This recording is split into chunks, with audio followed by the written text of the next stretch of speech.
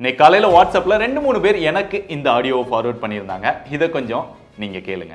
Hello, நான் தூத்துக்குடியிலேருந்து பேசுகிறேன். இன்றைக்கி கஸ்டமர் கால்னு என்னமோ 5-6 நம்பர்லேருந்து வருது. அதை யாரும் அட்டன் பண்ணாதீங்க.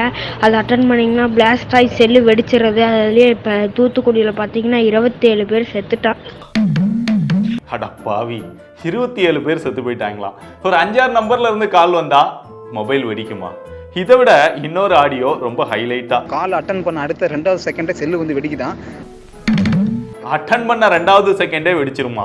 இதை விட இன்னும் ஜஸ்ட் இப்போ ஒரு 10 நிமிஷத்துக்கு மேலே தான் ஆகுதான். இது உடனே இப்போ உடனே பரவிக்கிட்டு இருக்கு.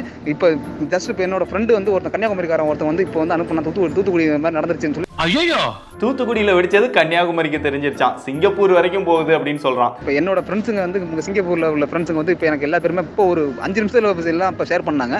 சிங்கப்பூர்ல இருந்து தான் பேசுறேன். இதை விட ஹைலைட்டா லாஸ்ட்ல ஒன்று சொல்லுவான் பாருங்க.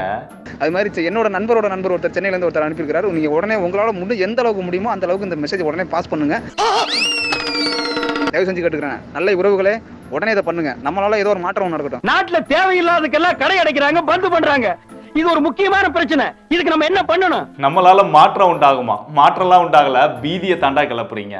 பொதுவாக இந்த மாதிரி யூஸ்லெஸ்ஸான மெசேஜை தயவு செஞ்சு ஃபார்வர்ட் பண்ணாதீங்க, நம்பவும் நம்பாதீங்க. ஒரு மொபைலுக்கு கால் வருது அப்படின்னா அது எல்லாமே லோ பவர் மூலமா நடக்கக்கூடிய ஒரு விஷயம் தான். அந்த ஃப்ரீக்வன்சியால அந்த மொபைலை எதுவுமே அஃபெக்ட் பண்ண முடியாது. பொதுவாக மொபைல் எப்போ பிளாஸ்ட் ஆகும் அப்படின்னா உங்களுடைய பேட்டரி ரொம்ப வீக் ஆயிடுச்சு, இல்லை ஓவரா ஹீட் ஆகுது, இல்லை உங்க மொபைலில் ஏதாவது ஷார்ட் சர்க்கியூட் நடக்குது அப்படின்னா மட்டும்தான் மொபைல் ஃபோன் வெடிக்க.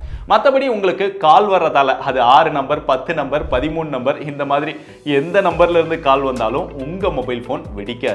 அதை தெரிஞ்சு வச்சுக்கோங்க. ஸோ இதெல்லாம் ஷேர் பண்ணி பீதியை கலப்பாதீங்க. அதுக்கு பதிலாக ஏதாவது யூஸ்ஃபுல்லாக கற்றுக்கோங்க. வரட்டா?